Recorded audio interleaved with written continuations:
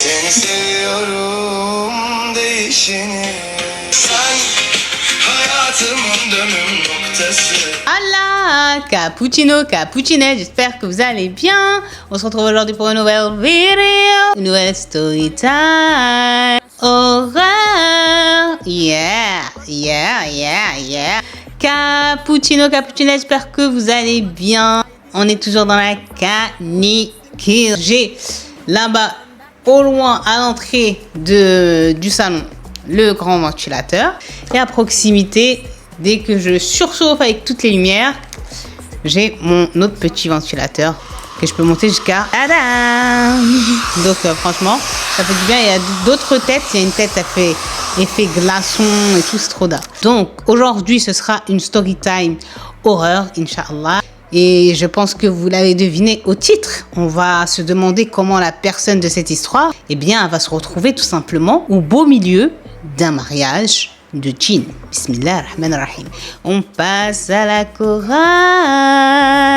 Et quant aux autres, on se retrouve juste après. Yeah. Regardez ma belle new manicure. Franchement, c'est vraiment une manicure d'été.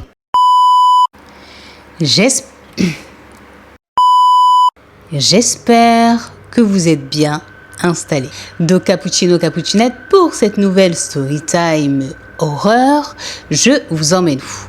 Eh bien, je vous ramène avec moi, Inch'Allah. Eh bien, avec moi, Inch'Allah, au Yémen. A'oudou bi kalimatillahi tammat min sharri ma khalaq. Mais Cappuccino, Cappuccinette, je vous ai dit que cette histoire, elle se déroulait au Yémen.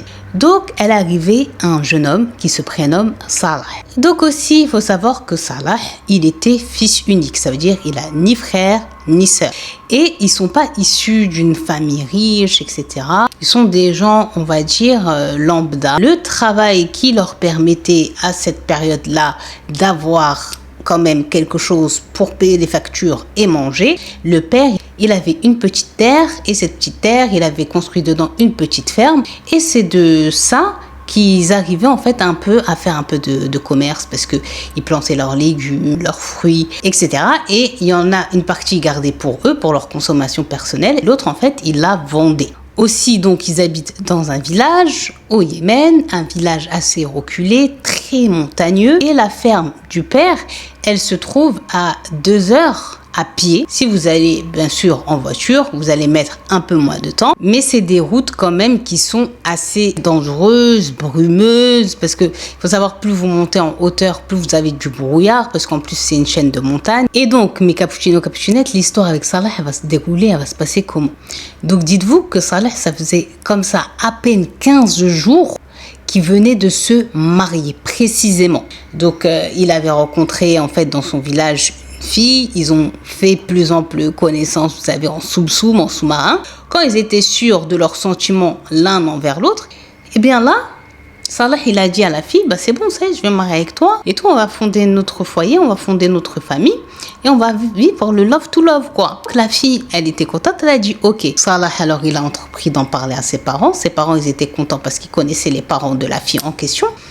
Et quand ils sont partis pour demander la main de la fille, la famille, ils ont acquiescé, ils ont accepté. Ils ont fait les préparatifs du mariage et quelques mois plus tard, donc ce qui nous ramenait au moment de l'histoire, imaginons le moment de l'histoire, à seulement 15 jours en arrière, voilà, il était un jeune marié. C'était encore un jeune marié, c'était tout beau, tout frais. Donc Salah, son travail, il le travaillait aussi avec son père. C'est-à-dire qu'il y avait des jours ou des semaines où c'était le père qui allait tous les jours, et une autre semaine où c'était Saleh qui prenait le relais pour aller à la ferme. Donc là, c'était la semaine, on va dire, du papa. Surtout que là, comme ça faisait que 15 jours qu'ils venaient de se marier et tout, ils ont décidé, là, les parents, genre en gros, tu vas faire un mois, déjà ils n'ont pas voyagé hors du pays, mais tu vas rester un mois auprès de ta femme. Donc là, si vous vous souvenez, je vous ai dit que de leur maison à la ferme, s'ils y vont à pied, ils en ont pour un peu plus de 2 heures de marche. Et le père, lui, il aimait y aller que à pied. C'était rare où il prenait la voiture. C'était vraiment quand il était très fatigué,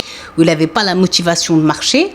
Mais puisqu'il avait du diabète, etc., et le médecin lui avait dit la marche c'est bien, il préférait y aller à pied. Et il pouvait rester là-bas une journée, genre il part le matin très tôt et revient en fin d'après-midi, soit il partait pour 2 jours. Dans les 12 jours, je vous explique c'était comment le procédé. C'était, il passe toute la journée, toute la soirée, et le matin il se lève, il travaille un peu et il revient, on va dire en début ou bien fin d'après-midi. Mais quand il part comme ça, il les prévient. Il leur dit par exemple, je veux dormir là-bas ou je reviens ce soir. Là le père, il était parti. Donc ça faisait une journée, il a dormi là-bas. Sachant qu'en plus, cette fois-ci, il n'avait pas dit à sa femme s'il revenait ou pas. Sa femme, elle avait complètement zappé parce qu'à ce moment-là, il y avait Salah qui était venu, donc avec la belle-fille. Donc la maman, elle était occupée avec elle, ils discutaient et tout ça. Quand ils ont vu le soir, en gros, qu'il n'était pas revenu, ils se sont dit quoi? Ils se sont dit, il a décidé de dormir sur place. Le 2e jour se passe. Salah, entre-temps, lui, il est reparti chez lui avec son épouse. Sauf que la mère, chez elle, elle voit que son mari, il est ni au retour le lendemain à l'heure de Dhor, c'est-à-dire au début d'après-midi, ni au Asr, fin d'après-midi. Donc là, elle commence à s'inquiéter. Parce que c'est pas min awaïd raïlha. C'est pas une habitude que son mari, il a. Et même s'il veut prolonger, il va prendre son téléphone, il va prévenir. Donc là, la mère, elle commence un peu à s'inquiéter pour son mari. Donc la mère, à un moment donné, elle a plus de sbar, mais cappuccino, c'est-à-dire elle a plus la patience d'attendre comme ça à la maison sans rien faire. Elle va décider de faire quoi? Elle va s'habiller et elle va partir. Donc c'est son fils Saleh, celui qui nous raconte cette story time. Elle va arriver chez lui, il ouvre la porte, tout ça, maman c'est trop bien, t'es venue et tout, vas-y rentre, nanani. Sauf que là il voit que sa mère, elle a pas le sourire, elle va pas lui répondre oui, je suis venue vous voir, comment ça va et tout. Elle parle pas. Donc il se tourne vers sa mère, il voit qu'elle a l'air inquiète, elle est songeuse. Et là il lui dit écoute mon fils, je suis venue parce que ton père là depuis il est pas revenu. Et ça tu sais c'est pas son habitude et je m'inquiète et j'ai comme un mauvais pressentiment. En plus tu sais que dernièrement ton père il est assez fatigué et qu'il prend pas les médicaments comme il devrait prendre, il est pas trop sérieux avec son diabète. Je sais pas, imagine il lui arrivait quelque chose, soit il a perdu connaissance, soit il a un problème, soit il est trop fatigué pour revenir. Et moi, mon fils, je ne veux pas pouvoir rester comme ça sans avoir de réponse. Salah, il regarde sa mère en mode, mais maman, papa, ça lui est déjà arrivé de ne pas rentrer au bout de 2 jours, c'est pas la peine de s'inquiéter. Sauf que là, il a vraiment senti de la peur et de l'angoisse et de la détresse chez sa mère. Et là, à un moment donné, sa mère elle va lui dire, regarde, tiens, je t'ai ramené les clés de la voiture à ton père, parce qu'à cette période-là, Salah, il n'avait pas de voiture.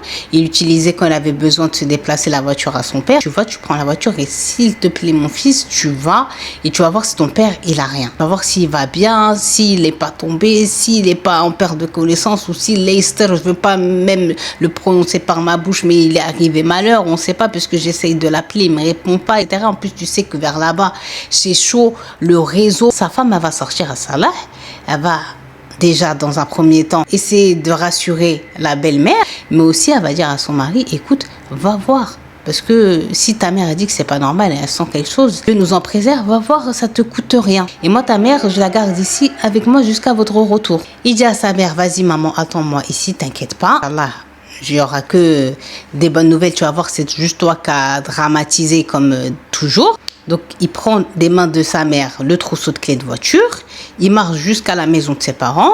Ensuite, il ouvre le garage. Il sort la voiture de son père. Et il démarre et il part. Donc là, le temps qu'il a marché de chez lui à chez ses parents, prendre la voiture de son père, ouvrir le garage, etc. Déjà, on était arrivé un peu au début du Asa, c'est-à-dire en fin d'après-midi. Quand il va prendre la route, il en a comme ça pour un peu plus d'1 heure, quoi, en voiture. La route qu'il va emprunter, c'est des routes, je vous ai dit, montagneuses, virageuses. Je dis, mais avec énormément de virages. Donc, tu dois faire attention. C'est des routes vraiment escarpées, dangereuses. C'est des routes de montagne, quoi. Quand même, il peut pas aussi avoir une certaine vitesse et tout. Il faut qu'il y aille en roulant avec prudence, doucement.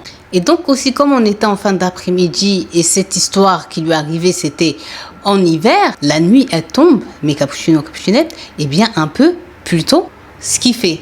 Ça, je vais enlever les lunettes parce qu'ils font que de glisser, ça me stresse. Donc, il est là, il roule, il met un petit fond de musique, mais ses pensées, vous allez voir, qu'elles sont pas avec son père, parce que lui, dans son fort intérieur, il sent que sa mère qui s'inquiète pour rien, son père, quand il va arriver là-bas, il va lui dire, mais qu'est-ce que tu fais là, mon fils? C'est juste parce que son père, il aime trop être dans sa ferme. Donc, il est là, il roule, il a toutes ses pensées imaginées, il y a la musique un peu en fond. Sauf que la route sur laquelle elle est, je vous ai dit, elle est dangereuse.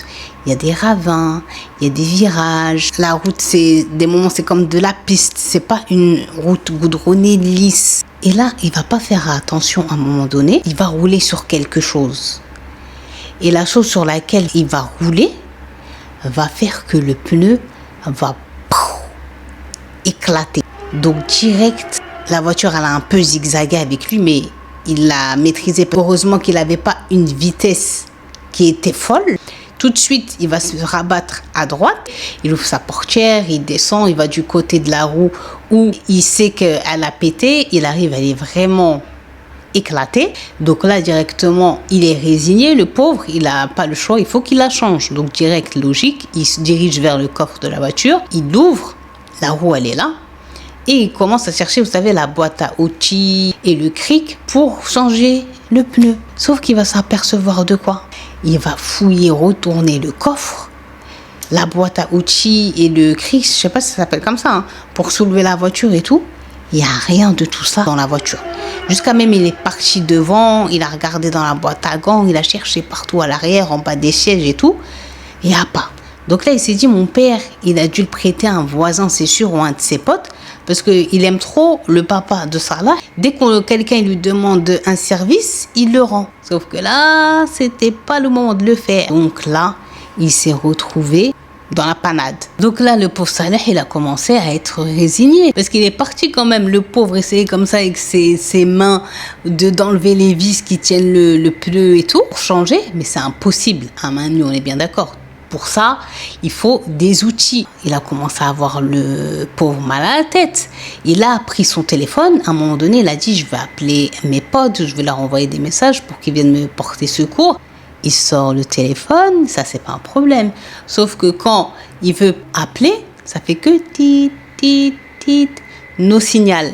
Même le peu d'internet déjà dans leur village à eux, le village, ils galèrent. Alors imaginez, vous montez, vous n'avez pas de réseau. C'est la catastrophe. Donc là, il s'est dit, ça y est, je suis foutu. Qu'est-ce que je vais faire? Il a commencé à paniquer, à stresser. La nuit commence à tomber. Et en plus, comme ils sont en montagne, ça tombe plus vite et le brouillard devient plus dense. Comment il va faire? Donc là, le pauvre, il va décider de faire quoi? Il va décider tout simplement de marcher un peu. Il a vu qu'il y avait un petit mont, une petite montagne où il y a une visibilité. Il sait qu'il y a la route comme ça qui passe et il commence à prier dans son fort intérieur. Il se dit, je vais me mettre là-bas, debout. Comme ça, dès que je vois une voiture, je fais comme ça. Tac, tac, je les arrête, j'appelle à l'aide et tout. Parce que là, il était vraiment au milieu de nulle part. Mais là, je me suis éloigné, on va dire, de mon village. J'étais trop éloignée pour revenir à pied. Et pour marcher et aller plus loin, il a dit, il savait même pas où il était précisément et c'était impossible. Donc le seul espoir qu'il avait à ce moment-là, c'était qu'une voiture passe, que la personne lui porte secours. Il s'est positionné et il attend. Il attend. Sauf que, miskin, il n'y a aucune voiture qui passe, il n'y a aucune âme qui vive. Il dit, il n'y a même pas de chien errant qui est passé. Là, vraiment, j'ai vraiment ressenti c'était quoi l'expression seul au monde. Il dit, il a essayé plusieurs fois, il a de remettre en marche son téléphone, il prenait sa main, son bras, il monte, il descend, il va à droite, il va à gauche. ça veut pas. Donc là, le pauvre, il était vraiment dans le caca. La nuit a commencé à tomber. Et plus la nuit a commencé à arriver, il dit, plus je commence à me sentir mal. Et il sait même pas pourquoi il se sent mal, mais il commence à se sentir stressé, oppressé, avec un silence vraiment de malade. Et petit à petit, il dit, je sais pas pourquoi, mais je commençais à regarder à droite, à gauche, à me tourner, à avoir l'impression d'entendre des bruits. Après, je me disais, non, c'est dans ma tête. Pourtant, il a dit, lui, c'est pas quelqu'un qui est peureux de nature ou qui a peur facilement. C'est venu d'un coup. Il s'est senti en danger. Et aussi, il dit, il avait la sensation d'être observé. Et quand il regardait autour de lui, il voyait rien ni personne. Donc, il comprenait pas pourquoi il était aussi mal, aussi en alerte. Mais à un moment donné, donc lui, il est toujours un peu éloigné comme ça de là où il a garé la voiture. Il est sur le mont, vous vous rappelez, en hauteur, en espérant apercevoir une voiture et l'arrêter avec des signes help, help, help. Il dit là, je commence à remarquer quoi? Je commence à entendre quoi? Je commence à entendre des pas distincts. Mais ces pas distincts, ils viennent du côté où j'ai laissé ma voiture. Genre, il y a quelqu'un qui est en train de marcher à côté de ma voiture. Donc là, mes cappuccinos, cappuccinettes, quand Salah, il va se retourner pour regarder c'était quoi le bruit à côté de son véhicule, là, il n'était pas prêt. Vous savez, c'est quoi? En 4K, devant moi, j'ai vu, Bismillah ar-Rahman ar-Rahim, un djinn. La chose qu'il a vue, il avait le corps homme et le bas, vous savez, un peu comme dans Harry Potter, les centaures là, corps après animal, soit cheval, soit âne, c'était pas corps humain. Il a dit il était grand, vraiment grand. Et là, Salah, le pauvre, il dit quand j'ai vu ça, j'étais en panique. Et quand j'ai vu son regard, j'ai encore plus paniqué. Parce que dans son regard, il n'y avait rien. Et par rien, Salah, il veut nous faire comprendre que les yeux de cette chose étaient tout bayard, c'est-à-dire tout blanc. Il n'y avait pas de pupille. Mais ça le fixait fixement. Et il dit ça, genre, il bougeait et il voyait que la tête et tout, et les yeux de cette chose le suivaient. Donc, il savait que la chose, le voyait, la chose était là, parce que Salah était là. Il dit donc là, je sais pas ce qui m'a pris, mais moi je sais, ça s'appelle l'instinct. Il a dit, il s'est retourné, pas vers la chose, hein. Il s'est retourné complètement, il dit Salah, et j'ai couru. Je suis pas descendu sur la route, je suis parti comme ça, ce qu'il y avait derrière moi. Et ce qu'il y avait, c'était le khala, c'est-à-dire c'était le vide. Je sais pas comment vous expliquer. Le désert, les montagnes, il y avait rien. Il a dit, j'ai commencé à courir vers là-bas et j'entendais derrière moi, comme vous savez quand les chevaux ils sont au galop. Sauf que quand je jetais comme ça des petits coups d'œil, je voyais rien, si ce n'est comme une ombre faire comme ça. Fouch, fouch, fouch. Et commencer à le rattraper. Et il dit là, j'ai mis tout ce que j'avais en moi. J'étais là, je courais. J'arrivais même pas à crier. Et j'étais en panique et j'entendais mon cœur qui faisait boum, boum, boum, boum, boum. Il dit là, je cours. Et je vais monter comme ça un petit mont parce que j'ai repéré dans ma course kef. Qu'est-ce que le mot kef veut dire en arabe? Littéraire en plus. Ça veut dire caverne ou bien grotte. Il a repéré une grotte. Et c'était pour lui, il dit à cet instant-là, Salah, c'était pour lui un abri. Il a dit, si je me mets là-bas et je me cache là-bas, la chose, elle va pas savoir, elle va pas me retrouver et je bouge jusqu'au matin. Jusque quand le soleil se lève et que c'est le Fajr. Il a dit, j'avais cette information-là que dès que c'est le Fajr, les choses, ils repartent, on va dire, dans leur monde. Il a dit, je vais me cacher là-bas. Et puis voilà, parce que tout était à découvert. Et ce savoir, même si c'est une grotte en intérieur, pour lui, il allait être en sécurité. Donc il a dit, il a grimpé comme ça en courant. En plus, il a dit, il avait ni les chaussures adéquates parce qu'il était en sandales, il était en mochi. Il a dit, franchement, j'ai grimpé, c'était un peu galère, je glissais. Sauf que à ce moment-là, il a dit, il voyait plus, il n'entendait plus la course. Donc il s'est dit, ouais, peut-être je l'ai feinté. Et là, il est là, il monte. Et là, il va arriver et il va rentrer dans la grotte. Et quand il est rentré dans la grotte, il dit comme un bête, j'ai pas semé. Genre, en gros, j'ai pas dit ni Bismillah, ni j'ai récité même quand j'ai vu la chose, ni je me suis protégée. Il a dit rien du tout. Il est rentré directement donc dans la grotte. Et il dit, si j'avais su où est-ce que je rentrais et qu'est-ce que j'allais confronter, qu'est-ce que j'allais vivre à l'intérieur de cette grotte, jamais, ô combien jamais, je n'y serais rentré. Donc quand il est rentré, il dit dans cette grotte, il a marché un peu dedans. Il a dit ouais, en fait, la période, même si c'était l'hiver, c'est pas comme l'hiver en Europe, vous savez. C'est la température, elle est bien, ni trop chaud, ni trop froid. C'est parfait. Mais il dit, là, il a senti quand il est rentré à l'intérieur de cette grotte, un peu quand même qu'elle était assez chaude. Tu vois, c'est bizarre. Alors que normalement, on sait que les grottes, c'est assez frais. Et il s'est dit, dans un premier temps, peut-être que cette chaleur qu'il ressentait, c'était dû à la course qu'il venait de se taper, à tous les efforts physiques qu'il avait donnés, aussi à cause de la peur qu'il avait vécu d'échapper à la chose qui s'était mise à le courser. Il a mis ça sur ce compte-là parce que, dites-vous, il avait transpiré, il a dit, c'était comme si j'étais sous la douche. Saleh, il s'est dit, si il avance un peu plus, comme ça, il sera caché et il va rester bien caché comme ça jusqu'au matin. Et il dit, il était là, il marchait. Il y avait heureusement encore un peu de batterie dans son téléphone pour utiliser la lampe torche. Comme il avait un téléphone qui était assez fatigué, la lampe torche, elle n'était pas excellente. Mais quand même, il a un peu de luminosité. Il est là, il a dit, donc il marche, il essaie de repérer un coin où il pourrait se cacher jusqu'au matin. Et il dit là, il ne sait pas ce qui s'est passé. Est-ce qu'il a eu un vertige? Est-ce qu'il n'a pas fait attention quand il marchait à regarder là où il mettait les pieds? Il va chuter. Et là, vous n'allez pas comprendre. Il va chuter, pas de la manière où vous pensez juste il va tomber. Non, non, non. Il va bam, glisser et comme tomber un peu plus en profondeur. Comme s'il allait voir si la théorie de Jules Verne était là au centre de la Terre, quoi. Le pauvre, il est tombé. Heureusement, c'était pas non plus une hauteur de laquelle si vous tombez, vous allez mourir. La seule chose qui va vraiment lui porter douleur et qui va être blessé, c'est deux mains, mais surtout une de ses mains, la main droite, qui va être vraiment dans un sale état. Donc dites-vous, le pauvre, quand il a glissé comme ça, il est tombé là, l'endroit où il va atterrir, c'était plus que l'obscurité. Il n'y voyait rien.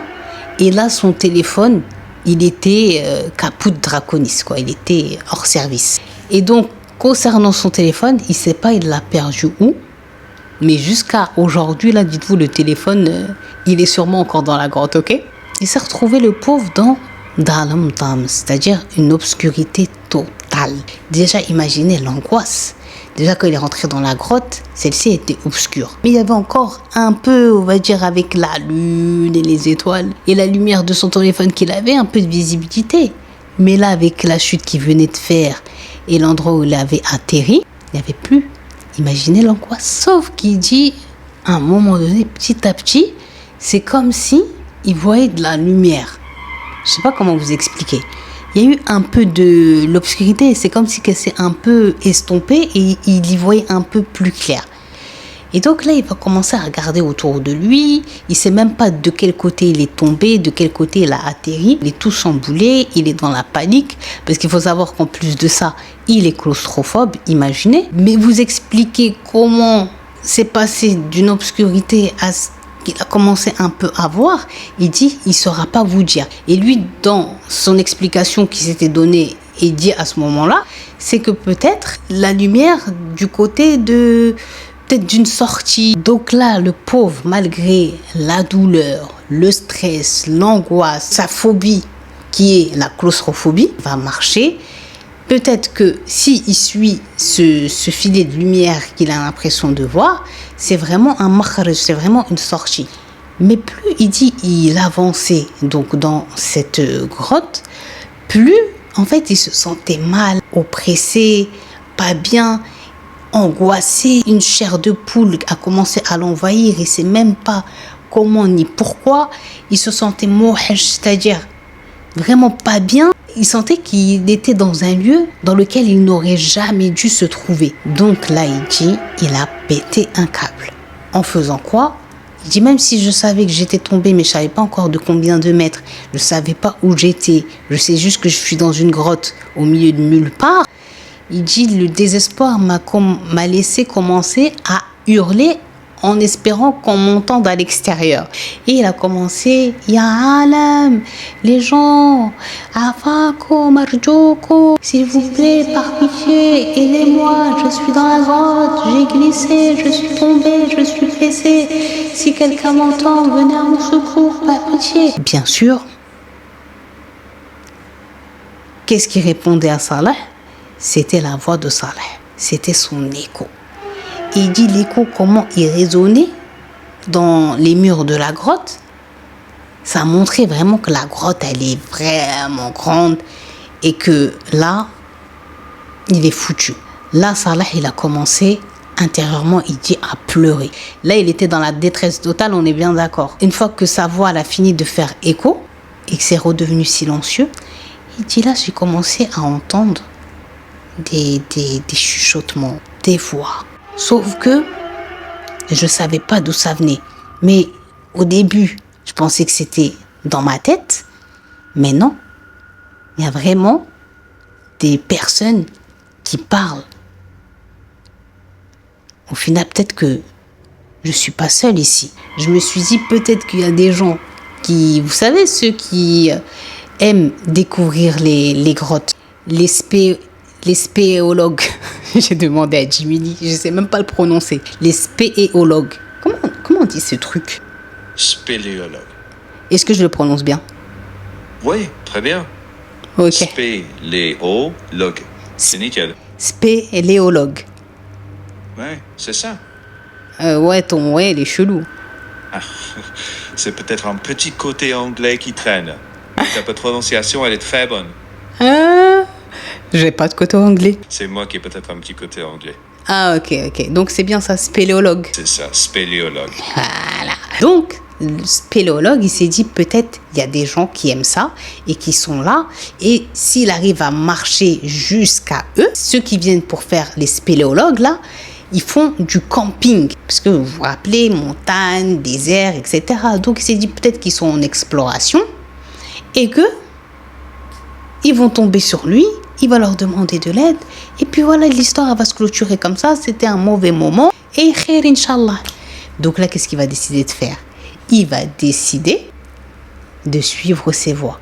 Est-ce que vous pensez là, mettez pause, ne trichez pas, mettez pause, que c'est une bonne idée. Donc là, Salah, il marche. Et plus il s'avançait, il dit, les voix devenaient de plus en plus claires. Donc moi, je reprenais espoir, malgré la douleur et le fait que j'étais pas bien.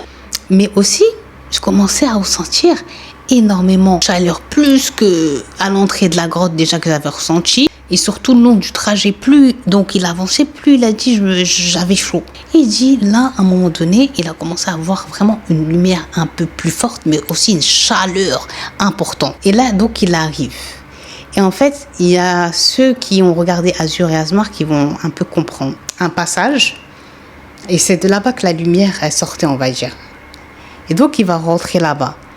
Et là, il va voir une porte trop belle, mais avec des signes bizarres. Donc il va s'avancer et il va commencer à voir en fait sur cette porte plein de lettres, kef, mim, nun, ha, plein de lettres. Mais quand il essaie de coller les mots, ça veut rien dire. Et au-delà de ces lettres-là, il y a plein de signes. Il dit que maintenant qu'il sait, grâce à ce qui lui arrivait, que c'était des signes occultes. B, la porte, il a dit, tu peux pas te dire quand tu regardes à l'extérieur la montagne, que dans son antre, il y a une hauteur comme ça. Il a dit, il voyait même pas la fin de la porte. Et la porte, elle était grande, elle était belle, avec des dorures, avec des choses vraiment fastueuses. Donc il était subjugué, choqué, il était perdu, il se demandait, mais comment ça? Il y a une porte comme ça dans la montagne. Mais c'est quoi ça? Mais qu'est-ce qui m'arrive? Il pensait, le pauvre, qui commençait à délirer. Il se pinçait, il se frottait les yeux. Mais non, tout ce qu'il a vu, il l'a vu. Et donc, malgré qu'il avait peur, il y avait la curiosité. La curiosité de quoi? De savoir qu'est-ce qui pourrait se cacher derrière cette porte. Et aussi à cet instant où il avait pénétré, on va dire, dans cet endroit où il pensait il va trouver les spéléologues, eh ben, ça s'est arrêté, les chuchotements et tout ça. Donc il s'est dit, il faut qu'il sache. Donc lui, il voulait tellement savoir qu'est-ce qui se passait derrière la porte qu'il va essayer de l'ouvrir. Donc il va, et dans ses mains, il y avait comme des poignées, quoi. Enfin, 2 barres comme ça. Elles étaient comme ça en or. Un or, il dit, mais qu'il a jamais vu scintiller autant. Il a mis ses 2 mains dessus. Il essaye comme ça de tirer, d'ouvrir. Sauf que ça ne s'ouvre pas. Oui, il dit, certes, j'avais la curiosité de savoir qu'est-ce qui se passait derrière, mais en n'ayant jamais l'idée en tête une seule seconde qu'il pouvait y avoir des choses de l'autre monde là-bas. Lui, il s'est dit, peut-être il y a une sortie, il y a quelque chose. Il a dit, il faut se mettre à ma place. J'étais désespérée. Donc pour moi, trouver une porte, trouver quelque chose comme ça, je me suis dit, c'est ma seule chance, c'est ma seule issue. Il faut que j'arrive à accéder là-bas. Donc mes cappuccinettes, il est là, il essaye d'ouvrir, il tire, il dit, ça fait un peu écho et tout, mais il est là, il lâche pas parce que pour lui, c'est sa seule issue, c'est son seul espoir.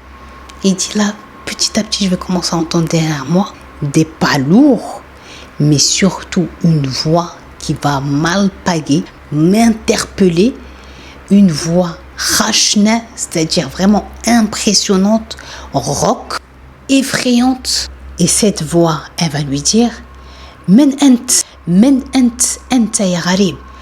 Qui es-tu? Qui es-tu? Oh, toi l'étranger. Imaginez. Et la voix, elle résonnait, ça faisait écho. Sauf que lui, c'était pas comme lui quand ça faisait écho. Là, lui, ça faisait une mélodie. C'était la mélodie du bonheur. Là, c'était Scream, Conjuring. Donc là, ça a surpris Saleh qui a paniqué et directement, instinctivement, bim, il se retourne pour voir c'était qui, c'était quoi, qui parle avec une voix si impressionnante. Sauf que quand il s'est retourné, il a vu personne.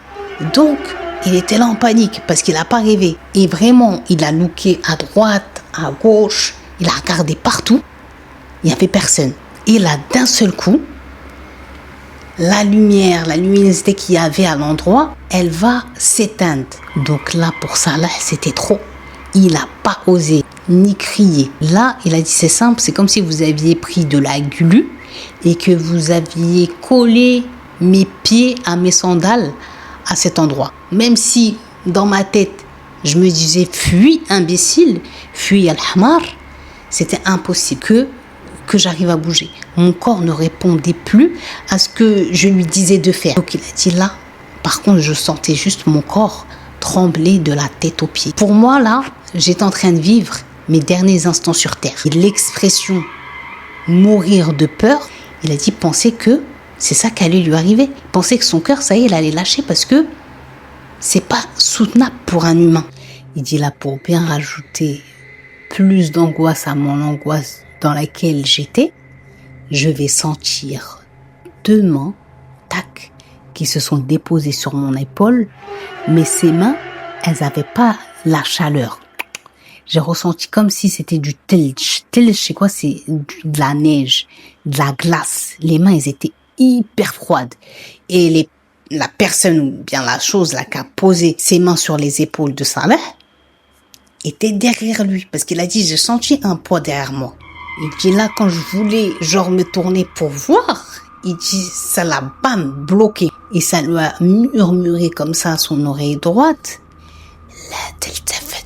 Genre en gros, ne te retourne pas. Mais c'est pas uniquement cet ordre de la teltafet. Genre ne te retourne pas. Ça l'a menacé. Déjà ça c'est une menace, ok? Mais ça l'a surmenacé en disant la teltafet wala rah akhat basarak. Ne te retourne pas. Ou sinon, si tu te retournes, je vais devoir prendre ta vue. Donc là, imaginez la peur encore plus grandissante de Saleh à ce moment-là. Alhamdoulilah, je me suis repris, je me suis un peu, c'est-à-dire encouragée, et j'ai osé dire, sans me retourner bien sûr, Men ant, en gros, qui es-tu? Qui êtes-vous? Et qu'est-ce que vous voulez de moi? Il va y avoir de la part de la chose, la personne, mais nous on sait que c'est une chose, de derrière Saleh, qui va lui dire, toujours avec ce ton de murmure, genre en gros tu vas marcher tu vas retourner à la porte. Je vais te donner quelques mots, paroles à dire et tu verras, la porte va s'ouvrir. Je vous préviens, il y en a un de vous qui m'écrit la phrase de Fernandel dans Alibaba, Sésame, ouvre-toi. Voilà, je le bloque. C'est pas ça, ok? Saleh, il va donner une phrase à dire avec 7 ou 8, je sais plus, paroles. Il lui a répété plusieurs fois et il lui disait de répéter. Et quand il a eu la bonne prononciation, parce qu'il a dit, en gros, c'était pas de l'arabe, on va dire comme nous. C'était paroles, vous avez compris. Donc quand il a bien su les ntak, c'est-à-dire les prononcer, là il va faire quoi? Là, un peu la luminosité qu'il y avait, elle a commencé à revenir tadrijian, c'est-à-dire petit à petit, donc il y voyait plus clair. Et il s'est retourné vers la porte. Et quand il a regardé, il n'y avait plus la chose, ni rien, et tout ça. C'était parti. Donc, il s'est réavancé vers la porte. Il a commencé à répéter la phrase et les mots que la voix lui a dit de dire pour que la porte s'ouvre devant lui. Parce qu'il dit que quand il raconte son histoire, on lui dit souvent, mais t'as pas eu peur, parce que tu sais pas c'est quoi la signification, et toi t'as répété, etc. Il dit, à ce moment-là, il fallait se mettre à ma place, vous êtes tout seul. Certes, c'est angoissant, c'est stressant, mais quand vous avez un filet d'espoir, infime soit-il, vous vous y accrochez. Il a dit, bah là, c'était mon espoir. Et j'ai pas réfléchi. J'ai fait comme on m'a dit de faire. Et voilà, sans penser conséquences, sans penser que ça pouvait me faire du mal. Moi, ce que je voulais, c'était sortir de ce cauchemar. Donc Saleh, il nous dit qu'il a répété la phrase à plusieurs reprises parce qu'avec la peur, l'angoisse et le stress, il bégayait beaucoup, il se perdait, il avait l'impression d'avoir des trous, de plus rappeler la phrase, donc il devait fermer les yeux, se rappeler, se remémorer. Et il a dit, quand une fois il s'est bien rappelé et il a eu la prononciation, il l'a dit d'un seul trait. La porte va finir par faire comme un bruit, clac, clac, clac, comme s'il y avait des verrous qui voyaient même pas, peut-être qui étaient de l'autre côté, qui s'ouvraient. La porte elle va commencer à gronder et à s'ouvrir. Sans que lui, il touche ni rien. Lui, il a juste prononcé et il n'a pas poussé ni rien. C'est la porte d'elle-même, elle s'ouvre. Il dit là, quand la porte est ouverte, ça n'avait rien à voir avec le côté où il était. Donc il a dit, il a été choqué. C'est quoi ça? Carrément même, il dit à cet instant-là, j'ai oublié que j'étais dans une grotte. Il dit là, j'ai voulu donc poser mon premier pied pour aller marcher, explorer, savoir c'est quoi ça. Que là, il y a une chose, et je dis pas une personne, que j'ai reconnu que c'était une chose de l'autre monde, qui s'est bam apparue devant moi, et là qui m'a stoppé net. Mais il a dit là, il avait flippé quand il a vu, parce que il lui a rappelé bizarrement, étrangement, la chose qu'il a vue à côté de sa voiture. Sauf qu'il a dit, il avait un aspect un peu différent, mais c'est le même mood, c'est le même style, c'est-à-dire centaure, bas animal, haut humain. Sauf que cette chose-là, elle était encore beaucoup plus impressionnante que la chose que lui a vue à l'extérieur. Les yeux étaient encore plus blancs, plus effrayants, plus impressionnants. La carrure, le tôle, c'est-à-dire la taille et tout, vraiment effrayant. Là, la chose, elle va dire à Saleh, Men ent wa kif araft kalimat as-sir. C'est-à-dire, mais qui es-tu toi? Genre la chose a été choquée de voir Saleh là. Et surtout, qui t'a donné en gros le mot de passe? Comment tu sais ce qu'il fallait dire pour que la porte elle s'ouvre? Donc là, Saleh, lui, il était tellement choqué, impressionné de voir une chose de l'autre monde de ses yeux pour la deuxième fois, parce que celui qu'il a vu derrière son dos, il ne le compte pas malgré qu'il sait que c'était une chose. Il l'a pas vu, on est bien d'accord? Donc ça faisait 2 choses paranormales qu'il avait vues en l'espace de quelques heures là. Il a dit qu'il avait tellement peur, il était tellement choqué, impressionné de la voix, tellement qu'elle était flippante et de cette chose, elle était effrayante, qu'il parlait pas, il était comme ça. Là, à un moment donné, la chose elle faisait que de répéter. Saleh le pauvre, il était en décomposition totale. Que là, il va entendre de l'intérieur une autre voix qui va s'adresser non à lui, Saleh, mais à celui qui était, on va dire, le videur des genoux. Vous avez compris, le gardien. il va lui dire cette voix, à cette chose, خليه يدخل, laisse-le rentrer, ou akramoh, et en plus accueillez le bien. Donc la chose directement, sans dire non, pourquoi, comment ça, il s'est reculé en arrière et genre il a repris sa place. Donc là il a dit j'ai réussi à faire un petit pas, sauf qu'une fois que j'avais fait à peine ce petit pas, les portes derrière moi j'ai entendu bam. Il a dit donc là moi j'ai eu peur. Et ça y est, je voulais plus savoir en fait. Je voulais trouver une autre sortie ou même s'il fallait que je meure, mais je voulais pas mourir là-bas où maintenant j'étais rentrée. Il a dit donc je voulais ressortir tout de suite par où j'étais venue quoi. Sauf qu'il dit quand les portes elles ont claqué, j'ai tellement eu peur avec déjà la peur que j'avais accumulée que quand je me suis retournée et que j'étais redevenue un peu moi-même, j'ai voulu répéter la phrase et les mots avec la peur, tout s'est effacé de mon cerveau. Donc maintenant, j'étais coincée. Il fallait que j'avance du côté de la voix qui avait dit « Laissez-le passer et accueillez le bien ». Il va s'avancer et c'est là, déjà de 1, en gros que l'histoire véritable va commencer pour Saleh, mais aussi la peur et l'incompréhension et toutes les choses qu'il va vivre vont commencer d'ici. Ça faisait comme une salle de réception, sauf que au style effrayant. Donc là, quand il est rentré, il y avait des gens, des choses, ok? Les choses qui étaient là, ils étaient habillés lonin, c'est-à-dire ils portaient 2 couleurs.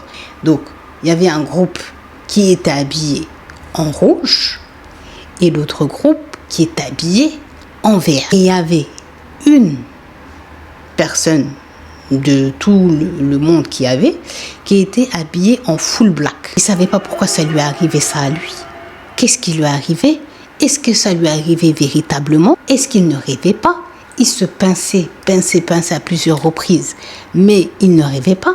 Mais il ne comprenait pas en fait. C'est quoi cette aventure horrifique qu'il est en train de vivre? Il dit, moi, j'ai toujours été quelqu'un, oui, je sais que les djinns existent, que ce monde-là existe, parce que ça a été dit dans le Coran. Mais j'ai toujours cru que ça, c'était les histoires que j'entendais, des légendes, ou que ça s'est passé à une autre époque, mais qu'à notre époque, à nous, ça n'existait pas ces choses-là. Et là, j'étais en plein milieu d'eux, alors que j'ai toujours formaté mon cerveau à ça n'existe pas, ou du moins, ça n'existe plus. Ça appartient à une autre époque, à une époque lointaine. Et ça appartient aux légendes, aux on-dit. Mais pour dire que ça existe encore aujourd'hui, non. Là, il dit, moi, j'ai pas bougé. Je suis restée à l'entrée de, on va dire comme ça, la salle de réception. Et je regardais, j'observais, j'étais perdue, j'étais choquée, j'étais angoissée. Le pire, c'est que là, il faisait vraiment chaud. Vraiment chaud. J'avais l'impression d'être à l'intérieur d'un four. Sauf que j'avais l'impression qu'il n'y avait que moi qui était gênée par autant de chaleur. J'étais là chercher de l'air. Mais les autres, ils étaient normales. Il dit là, au bout d'un moment, je commence à voir quelqu'un qui est sur ma droite, commencer à s'avancer vers moi avec un léger sourire. Et il a dit, il avait une tête à peu près normale et tout, genre un peu humain. Sauf que lui, ses yeux-là, ils n'étaient pas tout blancs, ils étaient tout noirs. Et il venait donc cette chose vers Saleh. Donc Saleh, il dit là, moi je sais qu'il est en train de venir vers moi. Il me sourit et tout, mais moi je suis là, je me dis mais attends, ça y est, je vais mourir. Il a dit donc là, moi, impossible pour moi de bouger, impossible pour moi de faire le moindre geste. Et j'étais paralysée. Et là, préparez-vous bien mes cappuccinos, cappuccinettes pour le choc. La chose va dire à Saleh, ya Saleh, لا تستغرب احنا عرسنا مثل عرسكم. Genre en gros, ne sois pas si étonné, si choqué, Saleh. Nous aussi, nos fêtes, nos mariages, ils sont comme vous. Il n'y a pas un truc qui vous choque là? Comment cette chose connaît le nom de Saleh? Donc là, Saleh, le pauvre, il a commencé encore plus à angoisser, à paniquer. Et il va répondre d'une voix tremblotante à cette personne qui s'adressait à lui, à cette chose qui s'adressait à lui. mais comment tu connais mon prénom? Et il lui rajoute, Omen Ant. Et déjà, qui es-tu? Mais là, la chose, elle a décidé d'encore plus apeurer et choquer, traumatiser notre Salah. Parce que la chose va lui dire, je voulais te dire, félicitations pour ton mariage qui a eu lieu il y a 15 jours de ça. Mabrouk. أول شيء مبروك على زواجك اللي كان قبل 15 يوم. Et deuxième chose, je parle assez souvent avec ton qarin en islam, donc c'est un être, pour faire facile, hein, qu'on a depuis la naissance, qui est avec nous, et voilà jusqu'à notre mort. On va dire que c'est un nous invisible. Mais je compte sur des cappuccinettes dans les commentaires pour mieux expliquer aux personnes qui ne sont pas de confession musulmane. Voilà, j'ai essayé de le faire le plus facilement possible. Donc, en gros, il lui dit ton qarin, parle avec lui, et il a vraiment pour habitude de t'emmener dans des bourbiers, quoi. Il aime te voir en difficulté. Là, il était sans voix face à ce que cette chose lui disait. Il voulait parler, dire, mais comment, c'est pas possible, je rêve, dites-moi que je rêve, c'est un cauchemar, je vais me réveiller, c'est pas réel. Mais il a dit, il n'arrivait pas à parler. Tout ça, là, ça se passait dans sa tête. Mais il a dit, pour parler, faire un geste et tout, il a dit, il pouvait pas, il était comme ça. Donc là, la chose, elle a rigolé et elle lui dit, arrête de te poser des questions. Parce que, en gros, si tu te poses trop de questions, tu vas devenir fou. Là, la chose, elle va lui dire, enlève tes sandales et rentre avec nous. Le pauvre Salah, il a pas de choix. Il peut pas broncher, il peut pas esquiver, il peut pas se sauver, il peut rien faire. Il est piégé, littéralement. Donc, il va acquiescer et faire ce que la chose lui a dit. Quand ses pieds ont touché, quand il est rentré dans cette autre salle, il a dit, c'est comme s'il marchait sur un nuage, comme s'il marchait sur des cotons. Il n'a ressenti aucune douleur, rien. Là, il était choqué. Il était si choqué qu'il a pris un peu de cette terre, de ces choses, la matière sur laquelle il marchait là, et il a commencé à sentir. Et il a dit, ça sentait pas la terre, c'était une odeur, il dit, trop bonne, comme du oud mais level plus, quelque chose qui sentait trop bon. Ils ont commencé à le regarder tous en mode bizarre, c'est qui lui? Comment ça se fait qu'en mode, il y a un humain parmi nous? Lui aussi les a regardés. Il était effrayé, hein, il avait peur. Et il a dit, il a vu que eux tous, en gros, leurs pieds ils étaient visibles, mais c'était pas du tout des pieds humains. C'était que des pieds sabots, des pieds animaux. Et donc là, il était déjà de 1, conforté et surtout sûr de c'est sûr que, ok, je rêve pas, je suis au milieu de choses, je suis au milieu du djinn, bismillahirrahmanirrahim. Et de 2, est-ce que je vais m'en sortir vivant? Là, il n'avait plus aucun doute. Ces choses existent bel et bien. Et c'est pas une question d'époque. Donc, à ce moment-là, Salah est en panique, mais il tenait toujours la matière qu'il ne savait pas ce que c'était dans ses mains. Mais qui sait juste que ça sentait extrêmement bon. Et là, la chose, donc, Kaïl ce noir qui lui avait parlé et tout, qui lui a dit enlève tes sandales, il lui a dit, tu sais ça, dans votre monde, les sorciers, les sorcières, les gens qui font du suhur, de la sorcellerie, ils travaillent avec. Mais nous, on n'utilise que pour faire que nos endroits sentent bon et dans nos mariages et tout. Mais quand, genre, en gros, ça sort de leur monde, ça devient mauvais. Et l'odeur elle-même est mauvaise. Là, il lui a dit, donc, je te conseille de pas trop genre appuyer, écraser cette matière, sinon ça va marquer sur ta main.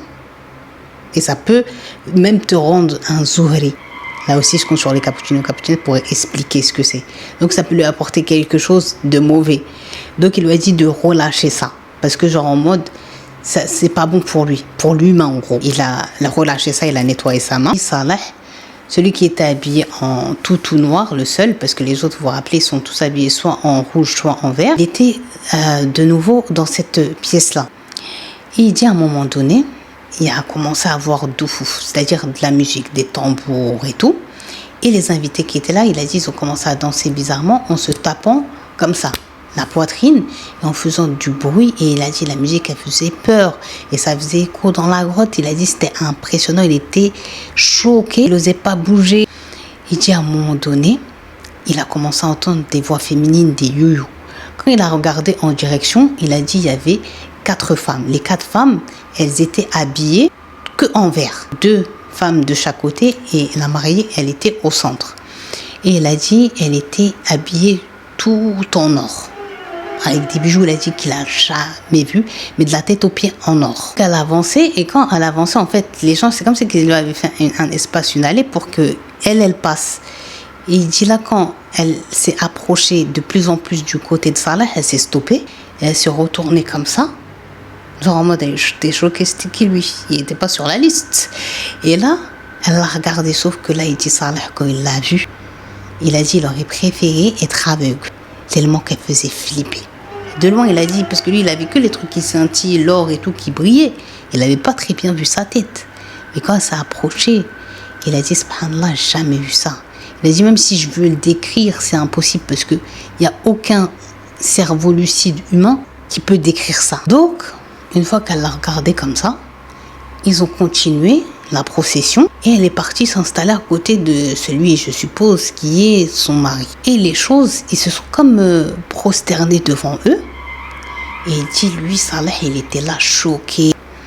Il dit, au bout d'un moment, ils avaient repris un peu la musique, etc.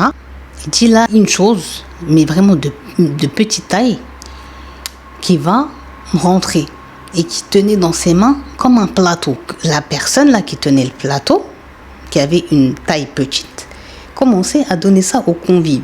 Et il a dit ça s'apparentait comme à du jus. Quand la chose va venir avec le plateau à côté de lui, il a dit quand il arrive à son niveau, il a tendu sa main, il dit ça là, pour prendre un verre. Là, il a dit, il y en a un qui était éloigné de lui, qui a hurlé. Il a dit le cri, il a laissé vite reprendre sa main et dit ça là. Tout le monde s'est arrêté de parler, tout le monde s'est retourné vers la chose qui avait crié. Et la chose, elle va s'adresser directement à Salah en lui disant, tu ne peux pas encore boire de nos boissons, ni manger notre nourriture. Il dit donc là, il s'est reculé, elle est restée dans un coin et il s'est mis en fait à côté de l'entrée où en gros, on va dire, ceux qui ramenaient la nourriture et les boissons, ils sortaient. Il a dit commencer à voir dans les plateaux. Il a dit là, il commence à ramener des plateaux. Il a dit vous voyez la nourriture, ça a l'air pas bon, c'est pas beau, c'est pas bien présenté et tout. Il dit par contre, l'odeur, elle vous donne faim. L'odeur, elle était délicieuse. Il dit même les meilleurs chefs au monde, ils peuvent pas te donner une odeur pareille. Il a même pas senti ça. Il a dit sa mère, qui est une grande cuisinière, qui cuisine très bien, qui même cuisine dans les mariages des gens, il a jamais senti une odeur de cuisine comme ça. Ensuite, il a vu des assiettes avec du riz, sauf que le riz, il a dit, il était pas comme nous, c'était pas du riz blanc, c'était du riz tout noir. Il savait pas il y avait quoi à l'intérieur. Ensuite, il a vu de la viande, sauf qu'il a dit cette viande-là, elle n'était pas cuite, elle était crue. Mais il dit à un moment donné, ils ont ramené, il a senti avant que ça rentre dans la pièce où il était, eh bien, comme de la viande. Et il s'est pas trompé. Et cette fois-ci, c'était pas comme les autres plateaux qui étaient passés. Elle était cuite. Et là, il a dit, il avait trop faim. Il avait trop faim, ça sentait trop bon. Il a dit, donc là, il s'est faufilé. Il a réussi, bim, à en chipper. Il a dit un petit bout. Il a dit, vite, discrètement, comme ça, il l'a mis dans sa bouche, il l'a mangé. Il a dit, je vous parle pas du goût, comment c'était délicieux, comment c'était onctueux, comment c'était une viande que j'ai jamais mangée auparavant en 24 ans de vie.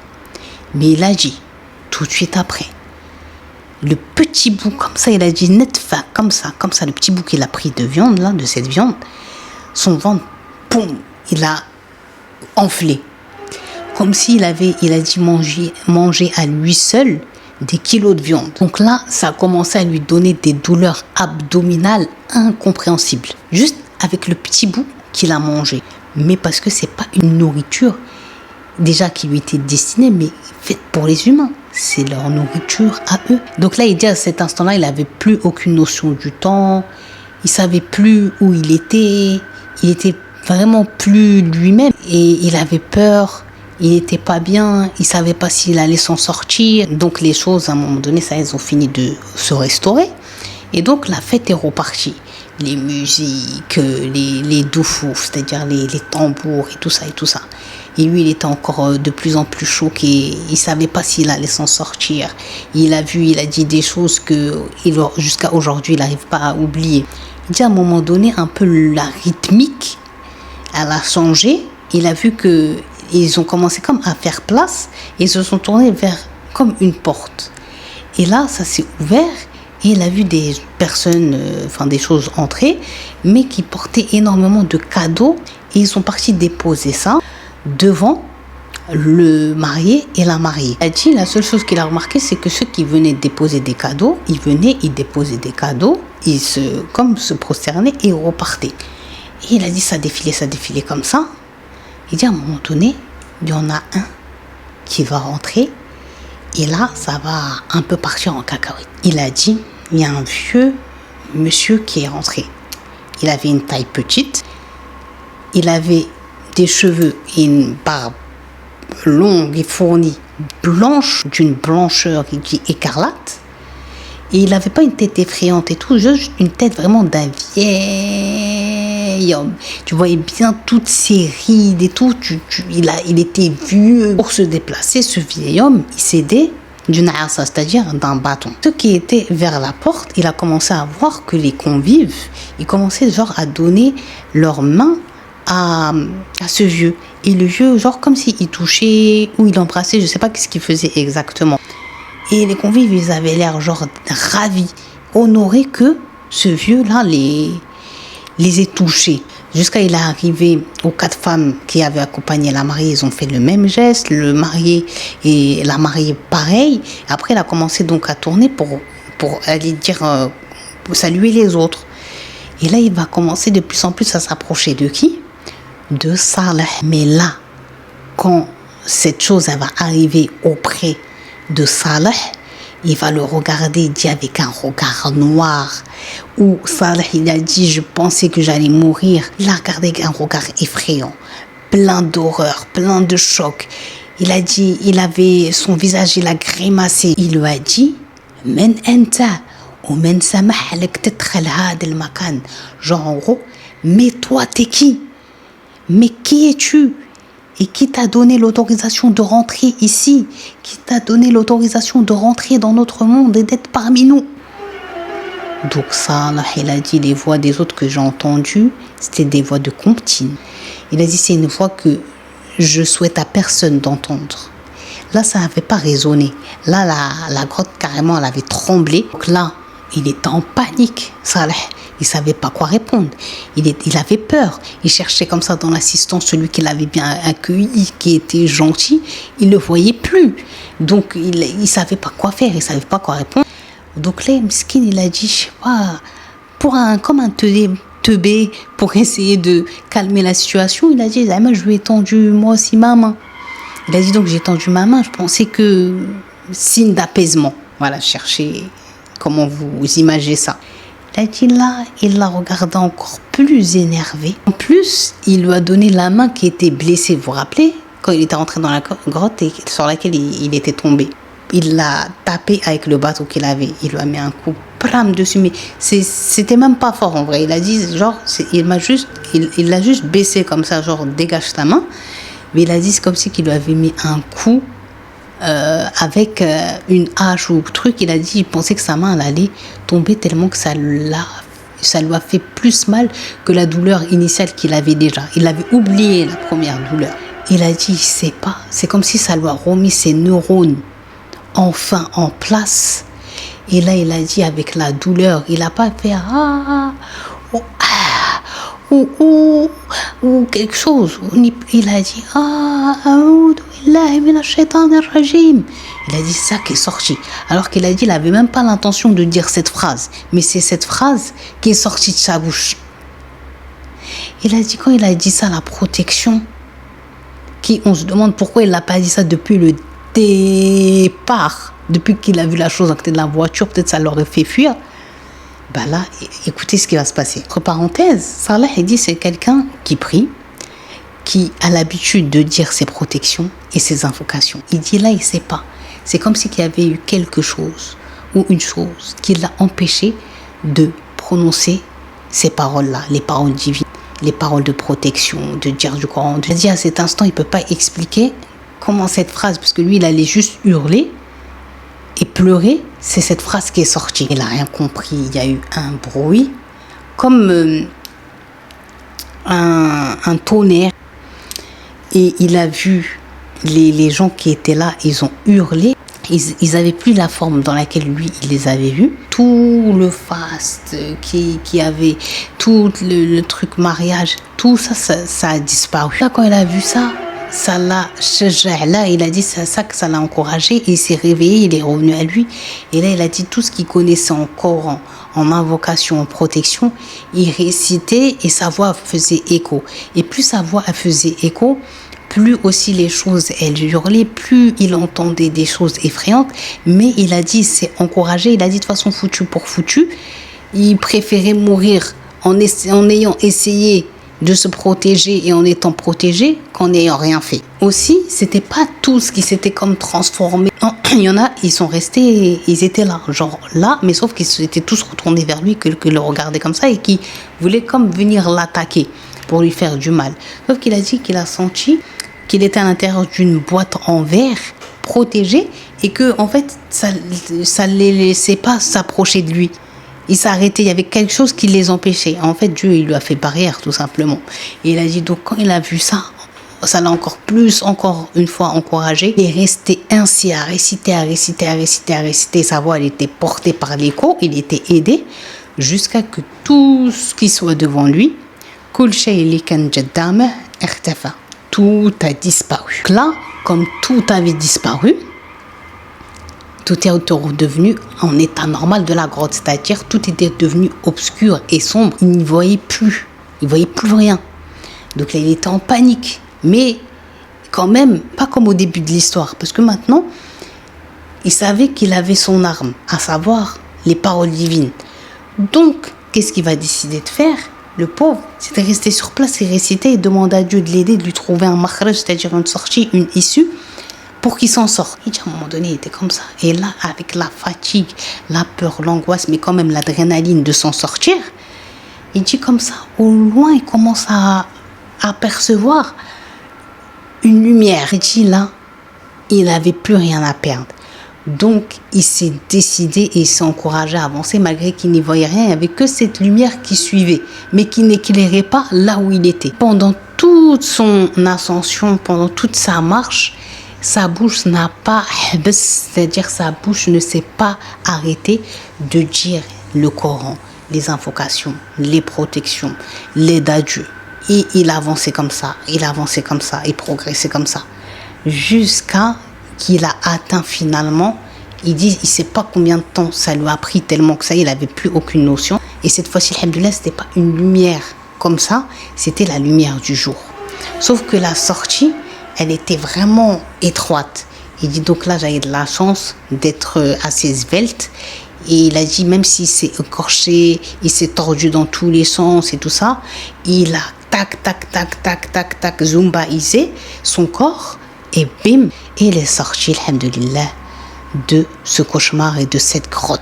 Là, c'était le matin tôt. S'il ne savait pas, est-ce qu'on était le même jour ou est-ce qu'il s'était passé un jour ou plusieurs jours, il n'avait plus, comme je vous l'ai répété dans l'histoire, aucune notion du temps.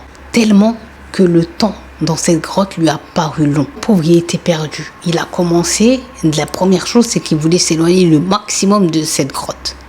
Il a commencé à marcher, mais en sachant pas quelle direction prendre. Juste, il voulait s'éloigner. Et il dit, au bout d'un moment, au loin, il a aperçu quoi? Alhamdoulilah, il a aperçu sa voiture. Quand il arrive à sa voiture, et avec la peur et tout, il avait laissé les clés dessus. Et vous savez, il remonte dans sa voiture, il veut s'éloigner, il veut partir. Sauf que lui, avec la peur, je vous ai dit, l'adrénaline, la chose traumatisante qu'il a vécue, il a vécu un mariage du djinn. Il s'est retrouvé en plein milieu de ça. Donc, il a démarré et il voulait juste foncer et partir chez lui. Au moment même, il a zappé son père. Il voulait juste partir et arriver chez lui au village. Mais à un moment, la voiture, elle lui a rappelé, hey, le pneu, il est crevé. Donc, il n'y avait pas de voiture aussi qui passait. Et donc, il a laissé la voiture sur le côté. Il a pris les clés avec lui.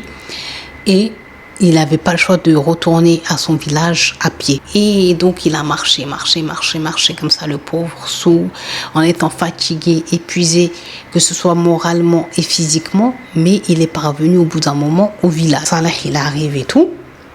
Il avait chaud, il avait soif, il était fatigué, malgré qu'on était en hiver, il n'était pas bien. Il est arrivé chez lui, il a ouvert la porte, il rentre, la première personne qui tombe sur elle à la maison, c'est qui? C'est la mère.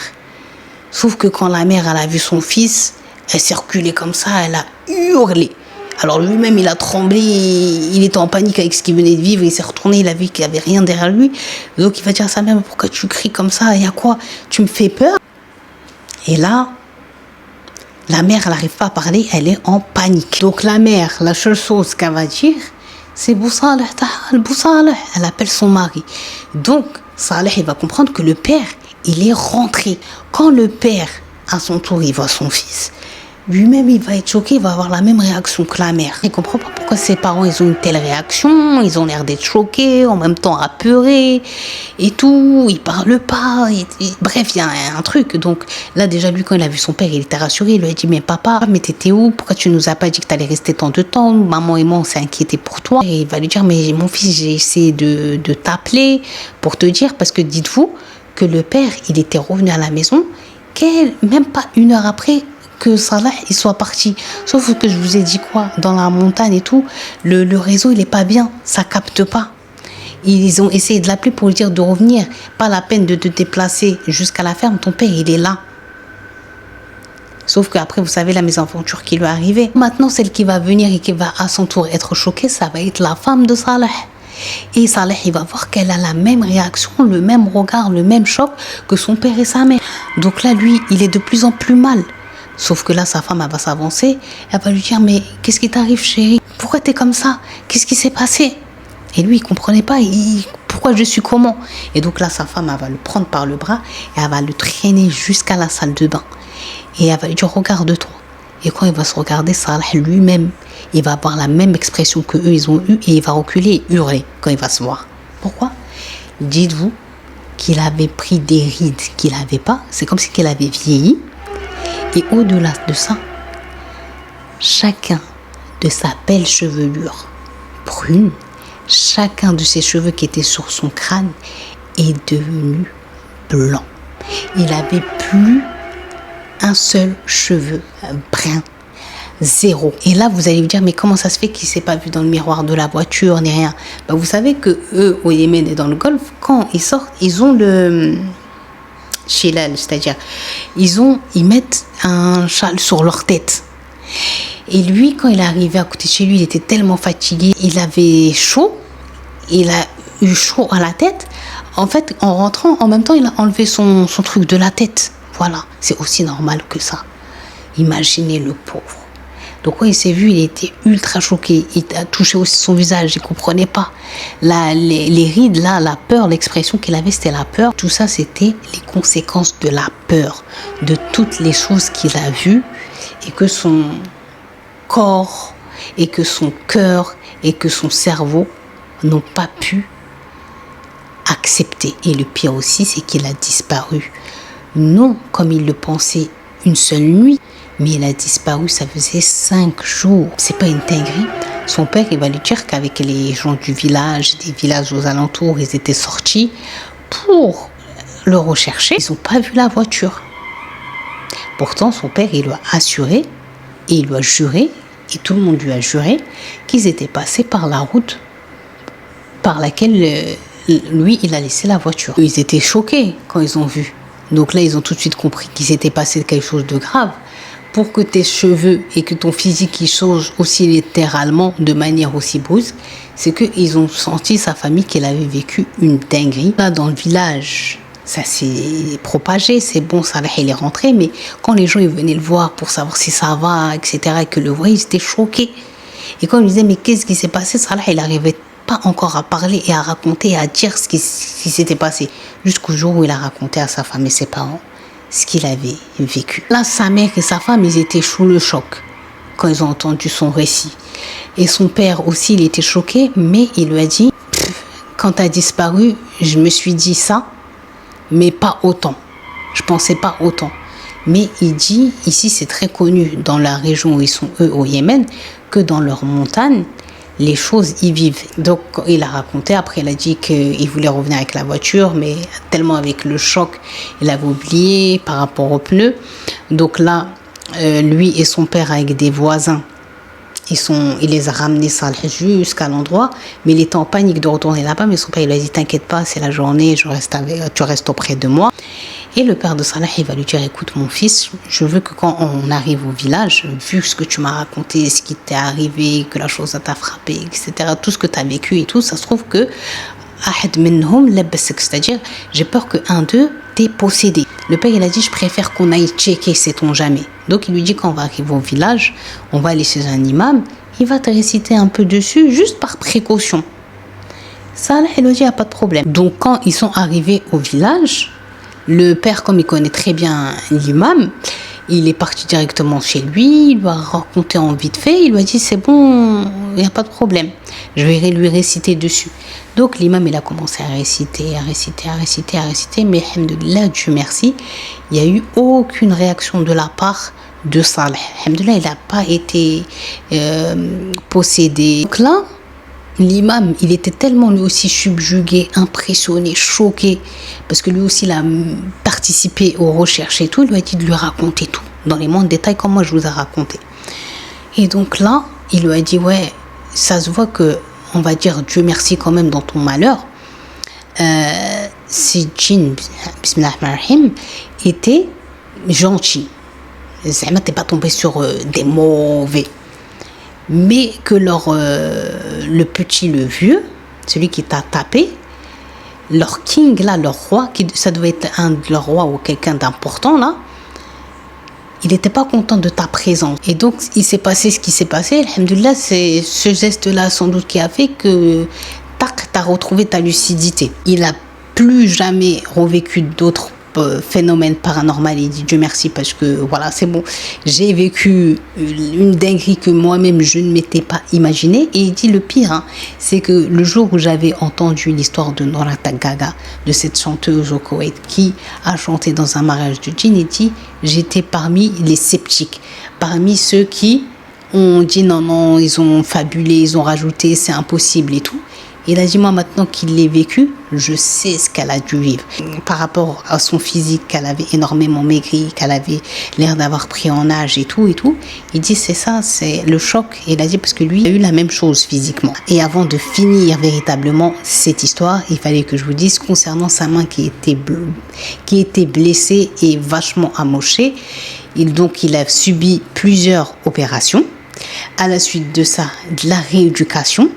En plus, la chose, elle l'a tapé à la main qui était déjà blessée. Mais il dit que elle est un peu... Il l'a pas totalement récupérée. C'est fini cette vidéo. Cappuccino, j'espère que vous avez flippé et kiffé de cette histoire. Mesquine.